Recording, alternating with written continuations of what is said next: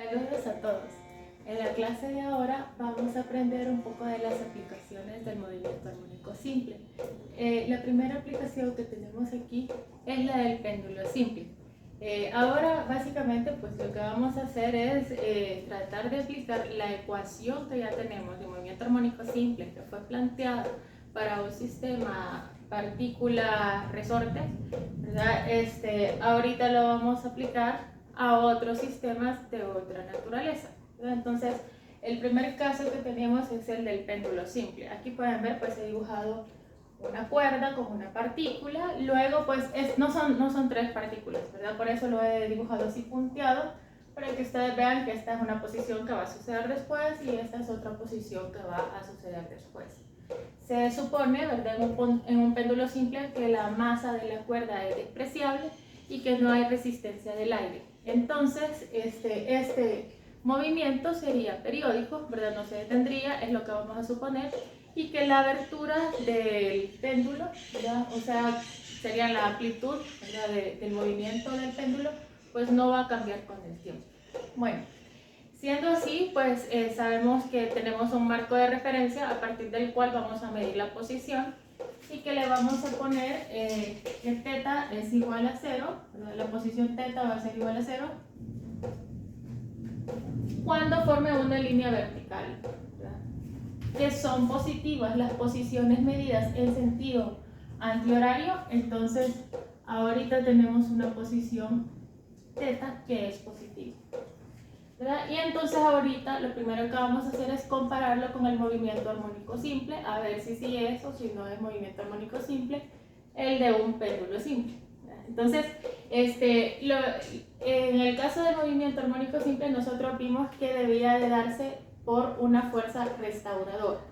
Entonces ahorita vamos a hacer un diagrama de cuerpo libre a tratar de identificar si hay, si no hay, y en caso de haber, cuál es la fuerza restauradora en este caso.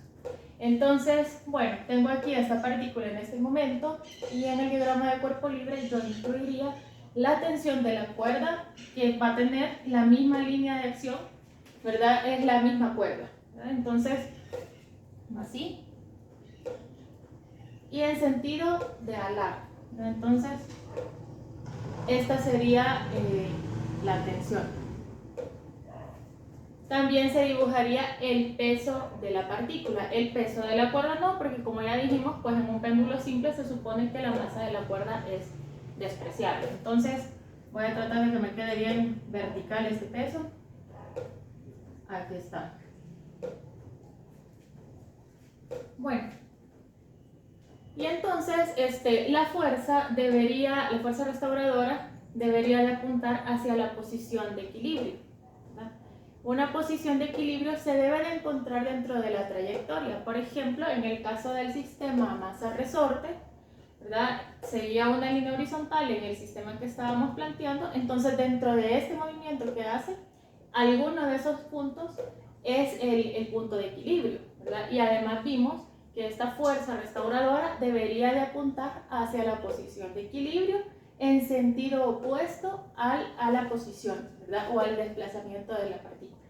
Entonces ahorita esta partícula está movida en sentido antihorario, entonces esta fuerza restauradora debería de apuntar hacia la otra dirección, ¿verdad?, y debería de apuntar hacia algún punto, valga la redundancia, que se encuentre dentro de esa trayectoria curva. Entonces, para que ese vector apunte en ese sentido, debería de ser un vector tangencial a esta curva, ¿verdad? Entonces, por eso ahora no vamos a trabajar con un eje X y un eje Y, sino que vamos a trabajar con un eje tangencial y un eje radial. Entonces, voy a dibujar acá los ejes.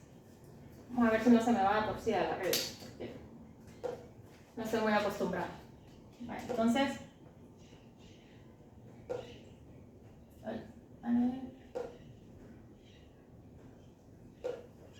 este sería el eje tangencial.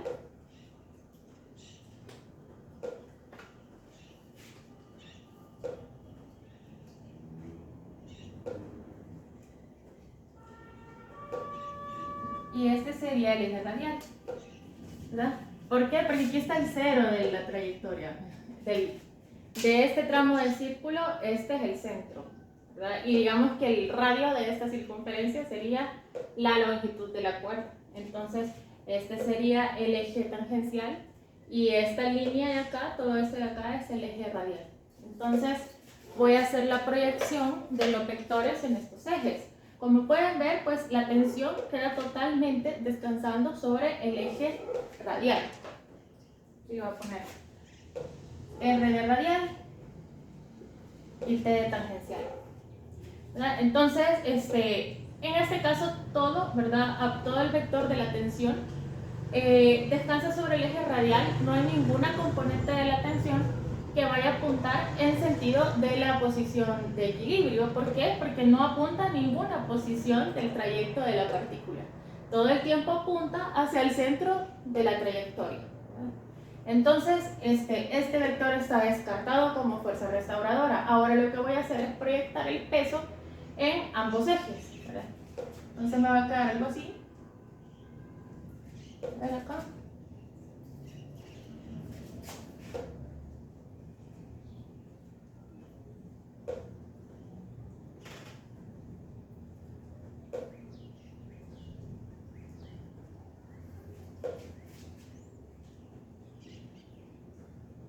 Este sería la componente tangencial y esto de aquí sería la componente radial. Ahí podemos ver nosotros que sí tenemos, en el caso del peso, una componente que apunte a algún lugar que se encuentre en la trayectoria, ¿verdad? Porque es una componente tangencial.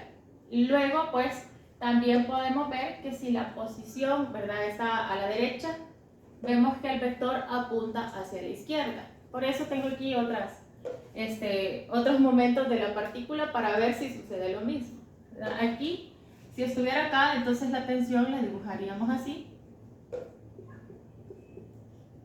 El peso lo dibujaríamos así. Y ven ustedes que ambos vectores, pues, me quedó bien torcido. A ver.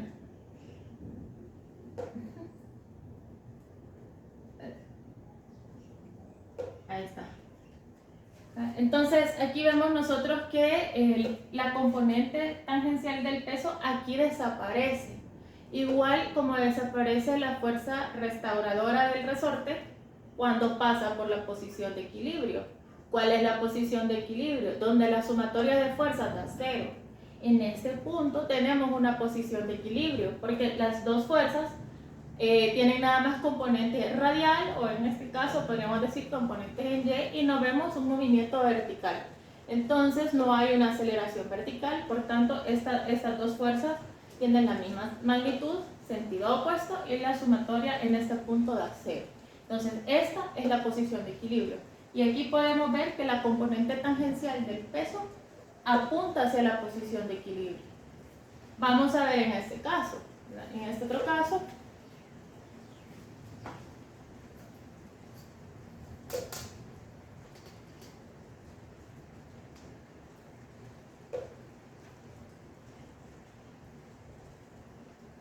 tengo aquí la tensión.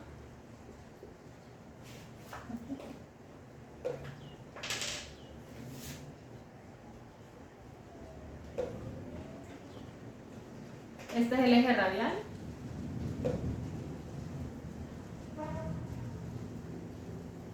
Este es el eje tangencial.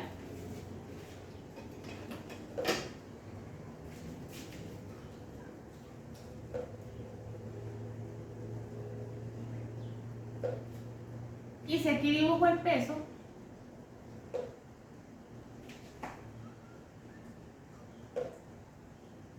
ay, quedó. Bueno, ya se lo voy a hacer aquí. Me queda la componente radial, pero también me va a quedar una componente tangencial.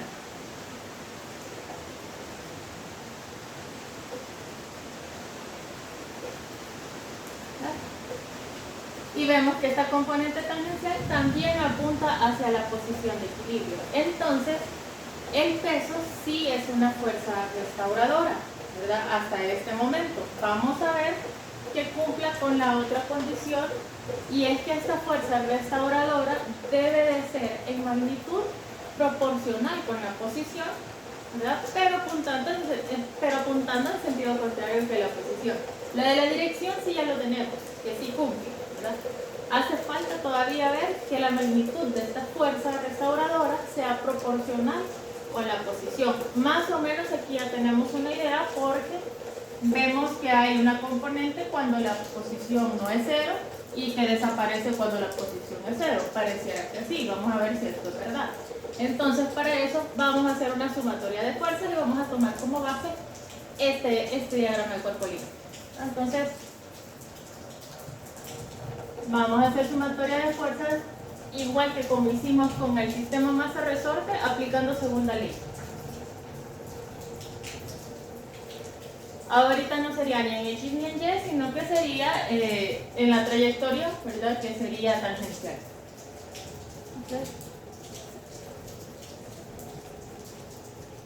Como fuerza tangencial solamente tenemos el peso, ¿verdad? Entonces aquí tendríamos la componente tangencial del peso, que va a ser igual a la masa por la aceleración tangencial. Esa componente hay que dejarla en función de la posición, así como se hizo con la fuerza del resorte, que la dejamos en función de X porque la posición variaba en X. Ahora vamos a dejar este peso en función de θ porque el desplazamiento es angular, ¿verdad? Entonces el desplazamiento está aquí, entonces hay que tratar de poner esta componente en función de este ángulo de aquí. Entonces, si se fijan, pues, nosotros no.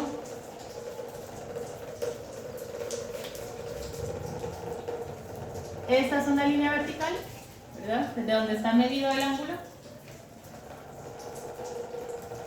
Y esta es una línea vertical, la del peso.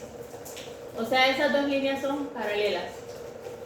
Y esta línea que está aquí, hasta donde se mide θ, continúa aquí. No la hago toda porque entonces ya me va a quedar torcida. Continúa aquí y continúa aquí. O sea que este ángulo θ, es el mismo aquí, ¿verdad? Entonces, tendríamos el vector que sería la hipotenusa, y la componente tangencial que está aquí es la misma de aquí, que sería el opuesto de θ. Entonces voy a poner WT seno de θ.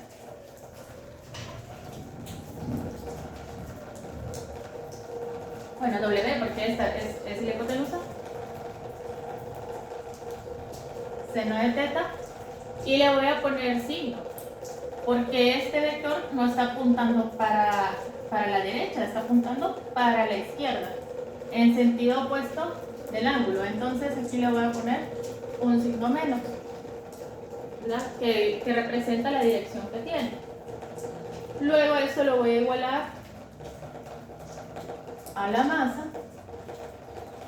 ¿Y qué pasa? Bueno, que la aceleración en el sistema masa-resorte lo teníamos como segunda derivada de X con respecto al tiempo, ¿verdad? Era una ecuación diferencial de X versus tiempo, pero aquí tenemos una posición en θ, entonces deberíamos de poder representar esta aceleración como segunda derivada de θ. Entonces vamos a hacer una reexpresión, digámoslo así, ¿verdad? Basándonos en conceptos que ya nosotros conocemos, ¿verdad? La aceleración tangencial, según vieron ustedes en el movimiento circular uniformemente acelerado, es la responsable de cambiarle el tamaño al vector de la velocidad.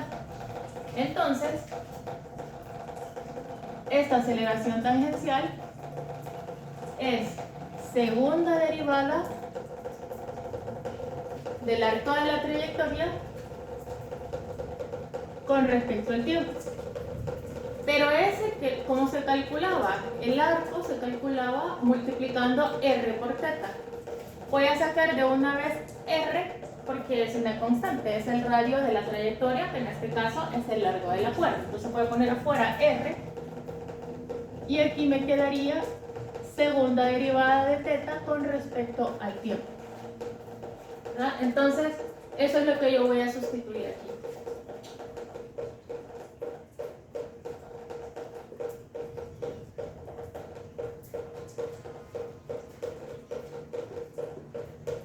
El peso es masa por aceleración gravitacional.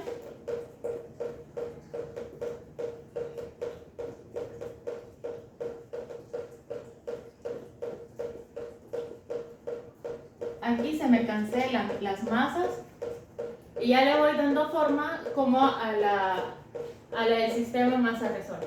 Entonces me voy a traer la R a dividir de este lado y me va a quedar que la segunda derivada de teta con respecto al tiempo es menos, ahí va el signo menos, si nos acordamos aquí había segunda derivada de x igual a menos, luego iba una cantidad constante, que en ese momento era k sobre m, ahorita vamos a tener g sobre el radio de la trayectoria, que de una vez le voy a poner que es L la longitud de la cuerda.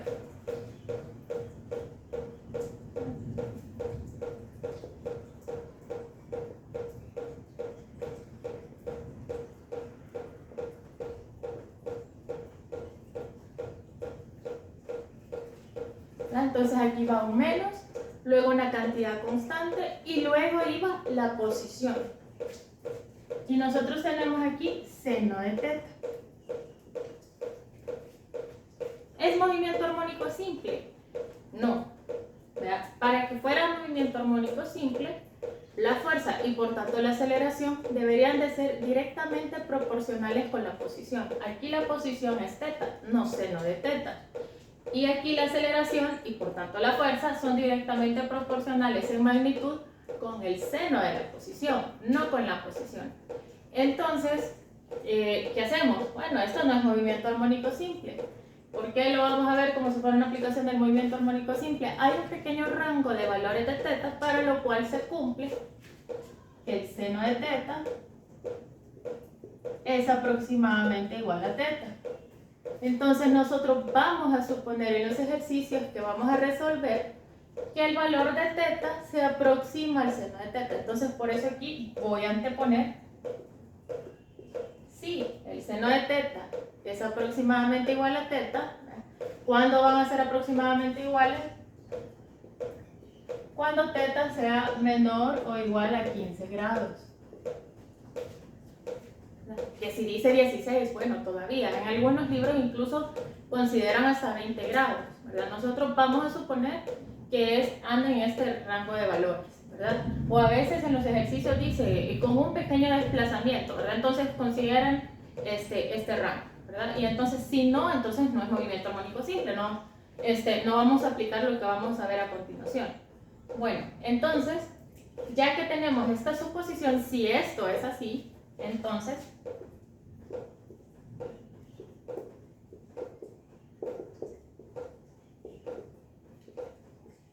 ahora sí tenemos una ecuación muy parecida, lo voy a poner aquí.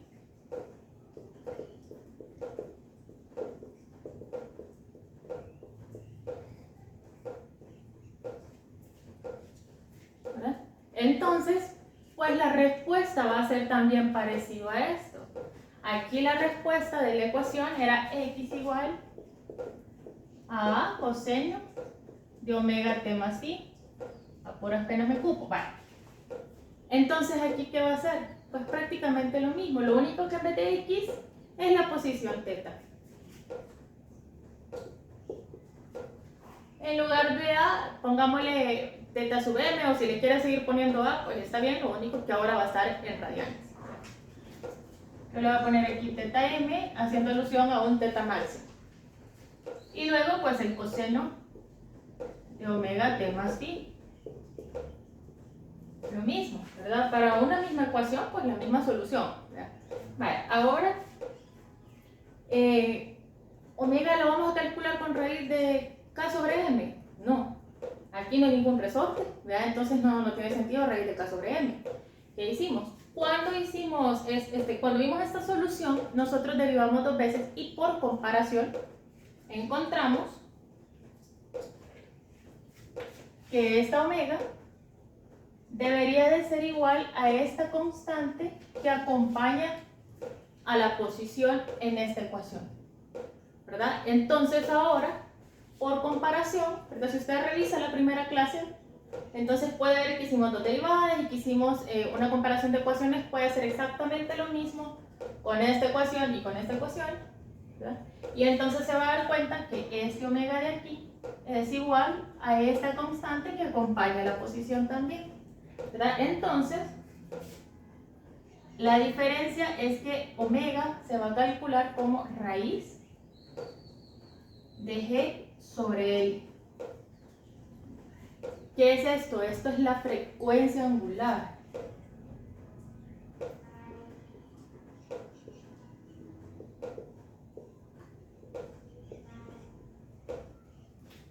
Cuando nosotros vimos movimiento armónico simple, analizamos.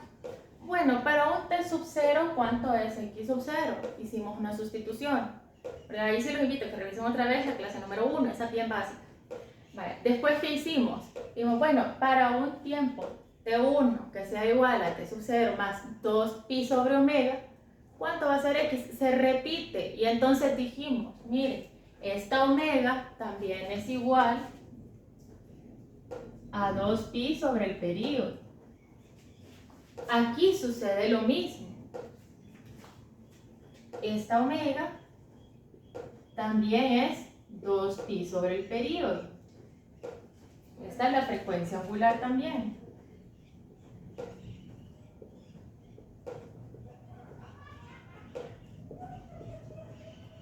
Si usted le hace ese mismo procedimiento a esta ecuación, va a llegar a lo mismo, a la conclusión de que este 2pi sobre omega es el período y por tanto, esta omega es esta misma. Vale. Ahora bien, esta omega no es velocidad angular. Cuando vimos la clase de la sesión 1 de esta semana 2, ahí les aclaraba de que velocidad angular y frecuencia angular no es lo mismo. En este caso, por ejemplo, si nos vamos a pensar, digamos que esta es la amplitud del movimiento, digamos que aquí está en teta máximo. Si eso es así, ¿qué velocidad tiene? Aquí está en un punto de retorno, entonces aquí está en reposo, se detiene, se regresa, ¿ya? Cuando va por aquí, ya va bien rápido. Cuando va por aquí, se detiene. Después va bien rápido, cada vez más rápido, hasta que pasa por el cero, donde va más rápido.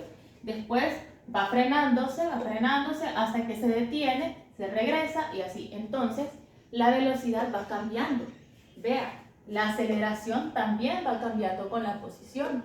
Entonces, no podemos decir que la velocidad angular vaya a ser esto.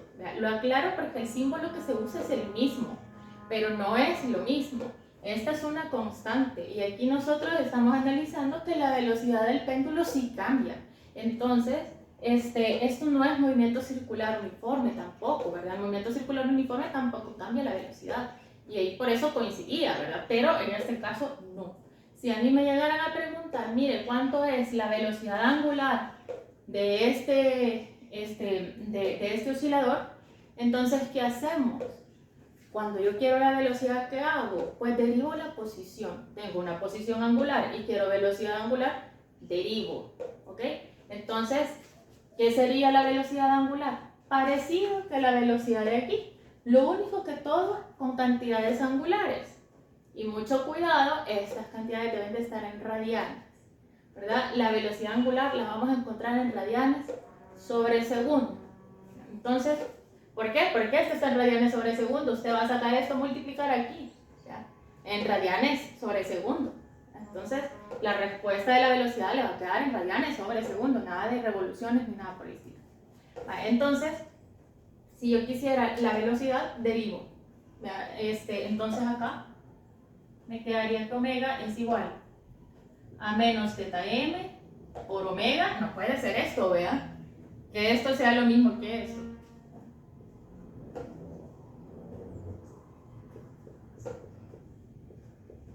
Y con esto sacaríamos la velocidad angular.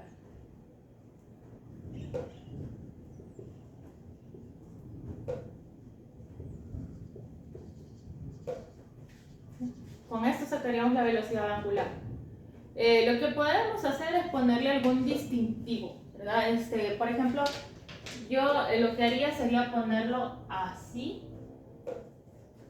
con un subíndice t que indica que está en función del tiempo, ¿verdad? La velocidad angular va a cambiar con el tiempo, la frecuencia angular no cambia con el tiempo. Entonces, podríamos utilizar esta notación para poderlo distinguir, o si no, si se nos puede olvidar o algo, pues entonces no le pongamos omega a esta, pongámosle primera derivada de teta con respecto al tiempo.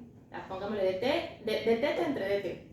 Y así, pues nosotros salimos de cualquier cosa, ¿verdad? Y sabemos que esa es la velocidad angular, ¿verdad? Y si quiero la aceleración, pues entonces lo mismo, deriva otra vez, ¿verdad? Entonces, y ahí tendríamos nosotros la aceleración angular. Si quisiéramos la aceleración tangencial, ¿qué es lo que se hace? Multiplicar la aceleración angular por el radio, o en este caso, ¿qué sería? La longitud de la cuerda, ¿verdad? Entonces, esta sería la primera aplicación. Aquí espero que haya quedado un poco más claro cuál es la diferencia entre velocidad angular y frecuencia angular. La frecuencia angular va a ser constante, depende nada más de la naturaleza del sistema, como pueden ver aquí, depende de la aceleración gravitacional y de la longitud de la cuerda, ni siquiera depende de la masa que esté aquí suspendida, si es un péndulo simple. Entonces, depende solamente de la naturaleza del sistema, es un valor constante. Si usted no le cambia la longitud a la cuerda, pues entonces no le va a cambiar el periodo. En cambio, la velocidad angular, esa depende del tiempo. Ese es un valor variable, depende del tiempo, depende de la posición que tenga, ¿verdad? Si está en un punto de retorno, otra vez aquí la velocidad va a ser cero. Si está en una posición cero, otra vez vamos a tener una velocidad máxima. Si queremos velocidad máxima angular, pues entonces, ¿qué hacemos? Teta máximo por omega. ¿Ven? La ecuación termina siendo la misma porque esta ecuación es igualita que esta, ¿ya? Y siempre tomando en cuenta que vamos a considerar ángulos que sean relativamente pequeños. Bueno, entonces, hasta aquí la primera aplicación. Vamos a la segunda aplicación.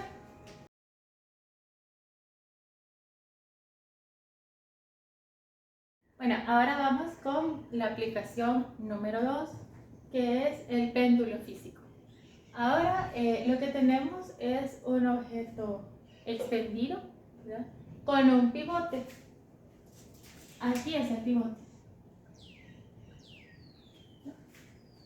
CM, aquí me refiero al centro de masa, no a centímetros, ¿verdad? Centro de masa. Que por la forma que tiene, pues le calculo que está por acá, ¿verdad? Bueno, entonces este es un objeto rígido, es un objeto extendido y el pivote pasa por algún punto del cuerpo, ¿verdad? Ahí tiene contacto con el objeto. Entonces, nosotros pues lo desplazamos, haga de cuenta que este pivote pues es un clavito que está aquí, ¿verdad? Y a esto pues pégale cara de un cartoncito y entonces usted lo rota, lo suelta y entonces esto empieza a ser así, aquí en el plano de la pizarra, ¿verdad? Entonces el centro de masa, por ejemplo, dejaría este rastro, digámoslo así, ¿verdad? Esta sería su trayectoria. Ahora, cada uno de esos puntos va a tener su propia trayectoria porque tenemos un objeto extendido. ¿Para qué he trazado el centro de masa? Resulta que una vez liberado el objeto, ¿verdad? Que ya está oscilando, quien se encarga de que continúe rotando es el peso. El peso es la única fuerza ahora que está haciendo momento de torsión. Recordemos que ahorita no estamos considerando pérdida de energía, todavía estamos con movimiento armónico simple, entonces pues no consideraríamos la fricción en el pivote o con una pared o con nada por el estilo, ¿verdad? Entonces simplemente tendríamos ahí actuando el peso. Entonces, aquí, el peso lo vamos a ubicar aquí en el centro de masa.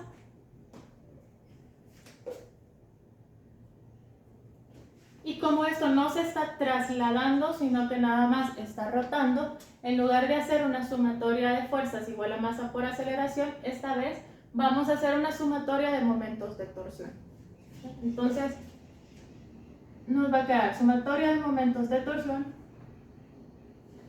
Aplicamos segunda ley otra vez, ¿verdad? Entonces aquí no va a ser igual a cero, no estamos en un sistema estático. Entonces lo vamos a hacer igual a inercia por aceleración angular.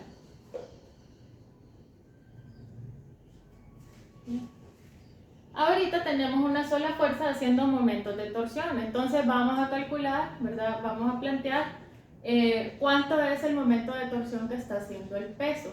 ¿Cómo se calcula el momento de torsión? Se calcula con la fuerza por el brazo de palanca y se le pone el signo, ¿verdad? El signo en este caso, bueno, el objeto está desplazado para allá y la fuerza, ¿verdad? Si actúa ella solita, pues entonces haría que esto rote a este otro lado, en sentido horario. Como va a hacer que esto rote en sentido horario, entonces el momento de torsión llevaría un signo negativo. Y esto va a ser igual a inercia, y de una vez voy a sustituir la aceleración angular por segunda derivada de teta con respecto al tiempo.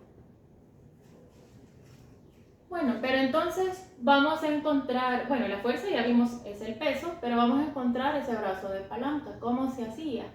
Vamos a sacar el brazo de palanca y aquí rapidísimo les voy a hacer un recordatorio. Ustedes vieron en una figurita así, cuando estaban llevando CDP, lo vieron en el libro de Selway. Tenían una llavecita así. Aquí cuando estaban estudiando los momentos de torsión, aquí estaba la llave y aquí tenían una tuerca. Aquí está la tuerca. Y entonces ahí en el mismo dibujo, aquí había una fuerza F. Y luego pues ya se venían a trazar los otros vectores. El otro vector que les dibujaban era el vector R. El vector R, ¿verdad? Que sería con el que haríamos el producto cruz, ¿verdad? F cruz R, para poder sacar el momento de torsión con todo y signo, ¿verdad? O si tuviera acá las componentes I, J, K, y usted lo haría con el producto cruz, ¿verdad? Entonces ese vector R se trazaba desde el eje de rotación o el pivote hacia el punto de aplicación de la fuerza. Este es R. ¿Y cómo sacaba el brazo de palanca, que es la D? Lo siguiente era prolongar la línea de acción de la fuerza. Ahí a ver. Y luego pues buscábamos. Aquí me he traído una escuadra. Acá ya tengo el ángulo recto. Y entonces buscábamos una línea que pasara por el pivote, pero que hiciera un ángulo recto con la línea de acción de la fuerza. ¿Te ves? Me quedó torcida. Vale. Entonces sería esto. Esto sería la D. Peor la dejé, vale. Aquí. Vale, aquí sería la D. Este sería el brazo de palanca, ¿verdad? Que une la línea de acción de la fuerza con el eje de rotación, haciendo un ángulo recto aquí con la línea de acción de la fuerza.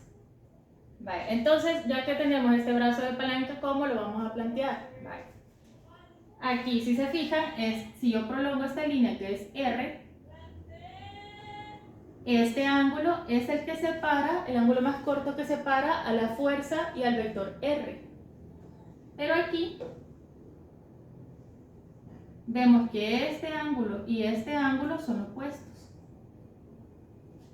Aquí tengo un triángulo rectángulo donde R es la hipotenusa y D es el opuesto de teta. Entonces, D sería R por el seno de teta. Ya ven. Y entonces, pues lo que quedaría sería F por D, así como lo tenemos allá, o F por R seno de teta, ¿verdad? Entonces, esa sería la manera de sacar el momento de torsión. Ahora vamos a hacer este mismo procedimiento, pero con el péndulo físico que tenemos aquí arriba. Vale, entonces, ya tengo ahí la fuerza dibujada. Voy a trazar ahorita el vector R.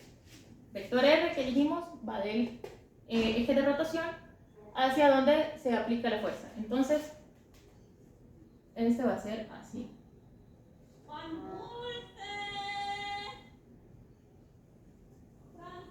Vale, este sería la R.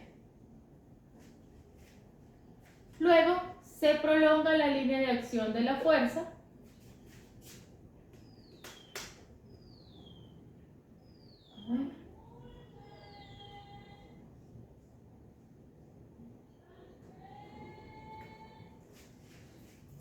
Y entonces trazo una línea que pase por el pivote, pero que sea perpendicular a la línea de acción de la fuerza. Como mi línea de acción de la fuerza es vertical, pues entonces aquí voy a trazar una línea horizontal. Y esto sería D. ¿Ya? Entonces, ahorita la idea otra vez, así como en el movimiento circular uniforme, así como en el sistema masa-resorte, como el péndulo simple, es dejar la aceleración en función de la posición. Entonces ahorita otra vez hay que ver, bueno, ¿y la posición aquí cuánto es? La posición, así como en el péndulo simple, pues se va a medir desde un eje vertical, aquí. Esto de aquí sería la posición θ.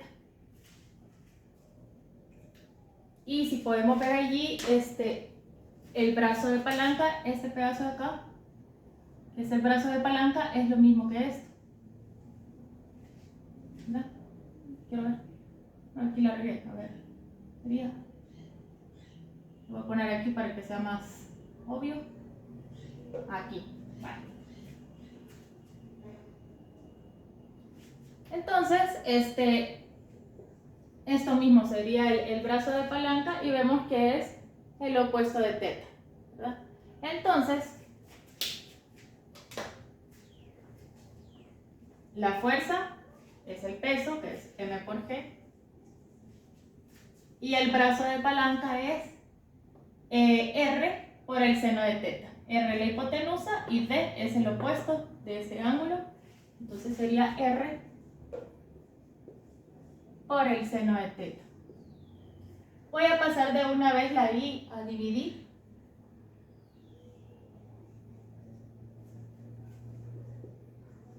Para irle dando forma ya a la ecuación. ¿Ya? Y ahí pueden ver que tenemos un caso muy similar con el péndulo simple. Sí tenemos una segunda derivada de la posición. Sí tenemos un signo menos. Sí tenemos un valor constante, porque la masa del péndulo no va a cambiar porque esté oscilando. La aceleración gravitacional no va a cambiar porque esté oscilando. La inercia pues tampoco, porque estamos suponiendo que es un objeto rígido, entonces la distribución de la masa pues no le va a cambiar, ¿verdad? Entonces lo que va a cambiar aquí es la posición y por tanto va a cambiar la aceleración. Pero otra vez tenemos el caso en donde la aceleración es directamente proporcional en magnitud, pero no con θ, que es la posición, sino con el seno de θ. Entonces no podríamos decir que el péndulo físico tiene un movimiento armónico simple. Otra vez vamos a partir del hecho de que vamos a trabajar con ángulos bien pequeños para poder hacer esta suposición. Si el seno de θ es aproximadamente igual a θ, y aquí les recuerdo otra vez, vamos a considerar ángulos pequeñitos, menores o iguales a 15 grados, todavía 20 grados, porque pues hay unos libros, como les digo, que lo consideran así y así vienen los problemas. Entonces, sí vamos a poder trabajarlo como si fuera un movimiento armónico simple.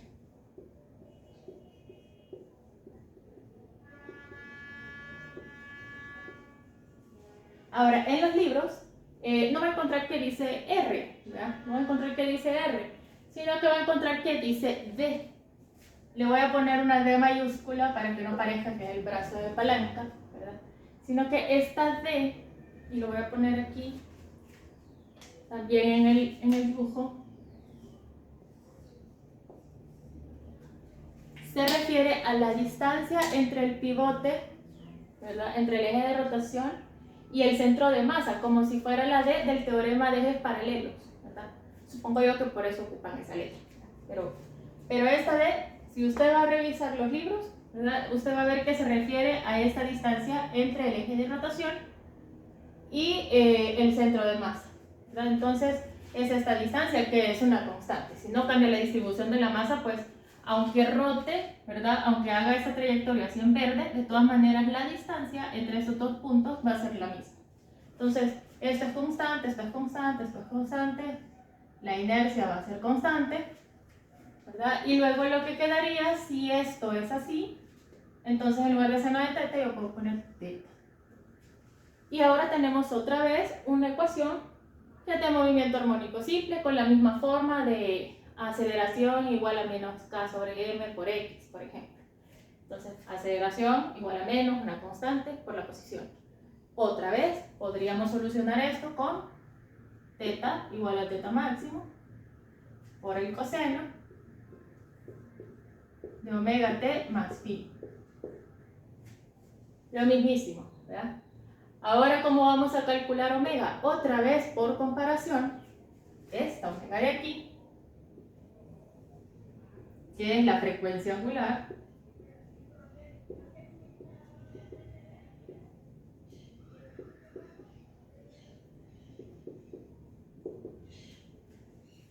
va a ser 2pi sobre el período, y también va a ser igual a la raíz de la constante que acompaña a la posición. Va a quedar que es raíz de masa por aceleración gravitacional, distancia entre pivote y centro de masa, entre inercia. ¿Ven? Otra vez la frecuencia angular depende solamente de la naturaleza del sistema. La forma que tiene el objeto, ¿verdad? La masa que tiene el objeto. Entonces, aquí otra vez esta frecuencia angular es una constante. Queremos la velocidad angular de alguno de estos puntos, bueno, de cualquiera de estos puntos, la velocidad angular sí es lo mismo para todos, en algún momento dado, pues entonces derivamos. Quiero la velocidad angular en el tiempo t igual a 5 segundos, pues entonces, ¿qué hago? Derivo. Le voy a poner el mismo distintivo que hice con el péndulo simple, ¿verdad? Que la velocidad angular cambia con el tiempo. Entonces me va a quedar menos teta m por frecuencia angular por el seno de omega t más phi. Esto sería la velocidad. Que si quiere la velocidad tangencial de algún punto, vaya por ejemplo el centro de masa, que quiero la velocidad tangencial. ¿Cómo se relaciona la velocidad tangencial con la velocidad angular? Pues multiplicando por el radio. Eso sí, esto tiene que estar en radianes sobre segundo, eso no se lo olvide. Vamos a trabajar todo con radianes, todas las cantidades angulares con radianes. Y va a relacionar cantidad lineal con angular sobre todo. Entonces, aquí sería velocidad tangencial. Esta no está en paréntesis porque no es una variable de tiempo, sino que es teletangencial.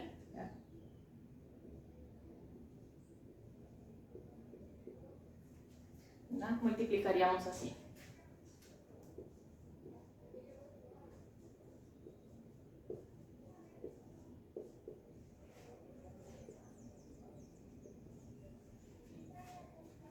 Si derivo una vez más esta función, voy a tener la aceleración angular, y también si lo multiplico por el radio voy a tener la aceleración tangencial. Entonces, si nos piden velocidad, lo que hay que hacer es derivar. Solamente es el movimiento circular uniforme, que eso es constante y que la velocidad angular se encuentra como 2pi sobre el período. Solamente ahí, pero acordándonos de ponerle signo según el sentido de rotación. En el caso de los péndulos que estamos viendo ahorita, pues velocidad angular le va a dar con todo y signo cuando haga la derivada. Entonces ahí nos están pidiendo derivada de posición, me piden aceleración, derivada de velocidad. Y si me piden la frecuencia angular, en cualquiera de los casos, llámese sistema masa-resorte, llámese movimiento circular uniforme, llámese péndulo simple, péndulo físico, todos dependen de la naturaleza del sistema, ¿verdad? Entonces aquí ocuparíamos esta ecuación en este caso. Entonces, esto sería la aplicación número 2. Ya solamente nos hace falta el péndulo de torsión, que también vamos a ver que se resuelve de manera muy similar.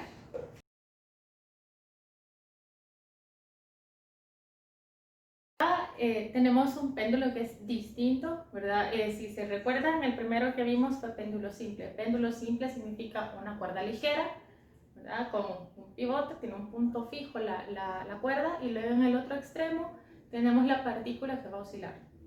Luego, en el siguiente péndulo, que era el péndulo físico, ahí teníamos un objeto rígido, extendido, y el pivote pasa a través de este objeto que tiene masa, ¿verdad? En el péndulo simple, el pivote está por un lado y la masa está por otro lado, ¿verdad? Están bien alejados. Ahora, en el péndulo físico nosotros tenemos una masa, ¿verdad?, que está distribuida de manera rígida, y dentro de esa masa o en algún punto en contacto con este péndulo, pues hay un pivote, ¿verdad? Ahí hay contacto entre el pivote y la masa. Pero el pivote no debía de tener contacto justo con el centro de masa, porque el centro de masa debe de hacer un momento de torsión que genere la rotación. Ahora tenemos un péndulo de torsión. Esto de acá es un cable, ¿verdad? Puede ser un cable o algo de hule, no sé, ¿verdad? Algún material elástico. Está sujeto por la parte de arriba, y aquí abajo pues está el sólido que va a oscilar. Primera diferencia con el péndulo simple. Es cierto, aquí tenemos nosotros un punto fijo y bien lejos está la masa, ¿ok? Pero en este caso no tenemos una partícula, sino que tenemos un objeto extendido y rígido. La siguiente diferencia es que aquí no va a ser esto el péndulo, no va a ser esto. La rotación se da alrededor de este eje, que es el mismo cable. Tal vez mi dibujo no está muy bien, pero yo tengo aquí una maqueta toda mal hecha que pues yo creo que va a ayudar a entenderlo, quizá. ¿Ven? Es esto. Y entonces la idea es que yo tengo aquí este punto que le he manchado acá. Digamos, este es mi marco de referencia. Aquí no está deformado ni nada, y entonces desde aquí se miden los ángulos. ¡Ay! Luego vengo yo y esto lo roto así, y entonces esto empieza a oscilar él solito, ¿ven? No hace esto como en el péndulo simple. No hay una trayectoria de este objeto no se traslada de un lugar para el otro, solamente está rotando alrededor de este mismo eje, ¿ven? Esto es esto. Además, aquí podemos ver una diferencia también en cuanto al eje de rotación. En este caso, una diferencia con el péndulo físico sería de que, si se dan cuenta, pues acá he tratado de ponerlo en el centro. No me acabo de acabar en el centro, pero digamos que está en el centro.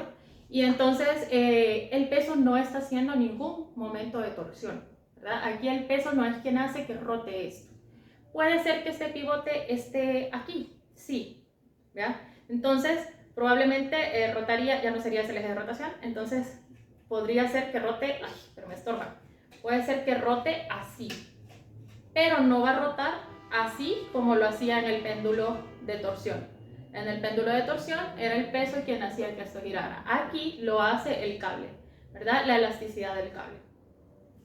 Entonces, este cable que hemos dibujado ahí, bueno, que para mí era una barra de silicón, tiene una constante de elasticidad, ¿verdad? Que es kappa, ¿verdad? Bueno, no se llama constante de elasticidad, pero se parece mucho a la constante de elasticidad del resorte. Pero esta es una letra kappa. Yo he tratado de hacerla cursiva, ¿verdad?, para que se distinga que no es una letra K, sino una letra kappa. Pero esta es la constante de torsión.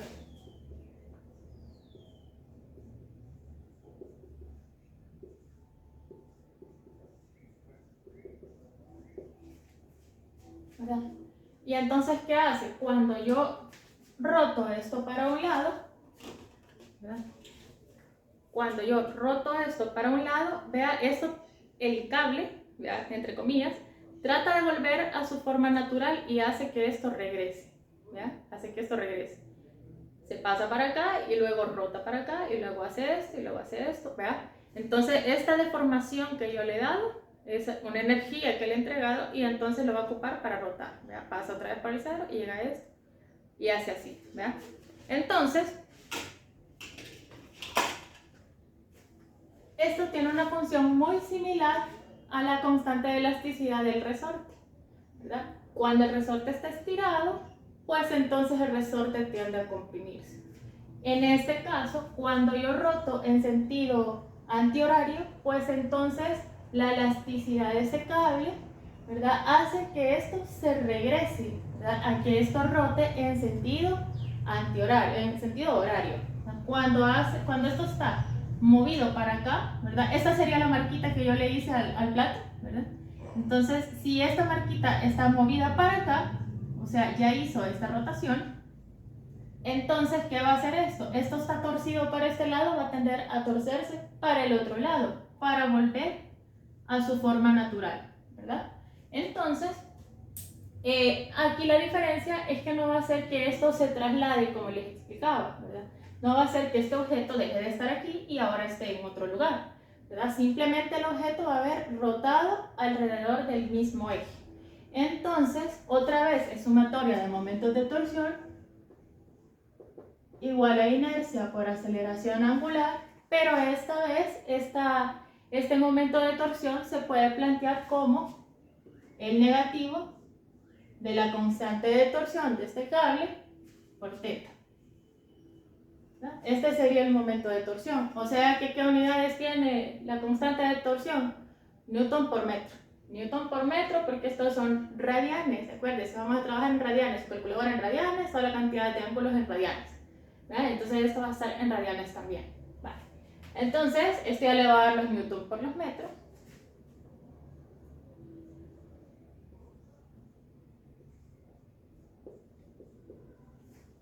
Y como pueden ver, ya le estamos dando otra vez la forma de la ecuación del sistema masa-resorte que vimos en la clase 1.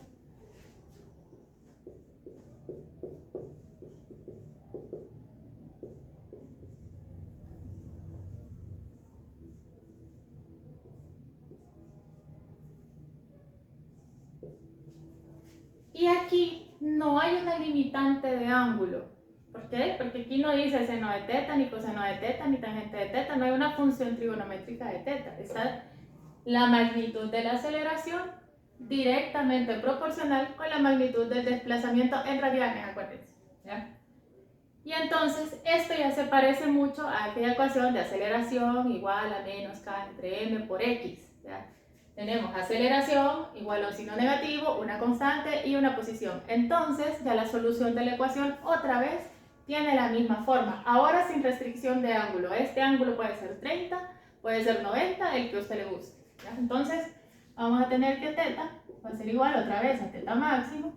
Ahora la diferencia es que es sin restricción de ángulo. ¿Ya? Entonces θ va a ser igual a θ máximo por el coseno de omega t más phi. Y ahorita ya debe de haber adivinado, ¿ya? Para la secuencia que llevamos, que omega, en este caso, esto de acá, que es la frecuencia angular,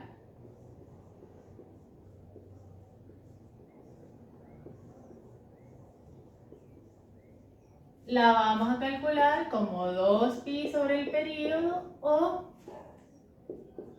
raíz de capa, me queda como que es k, pero capa, sobre la inercia.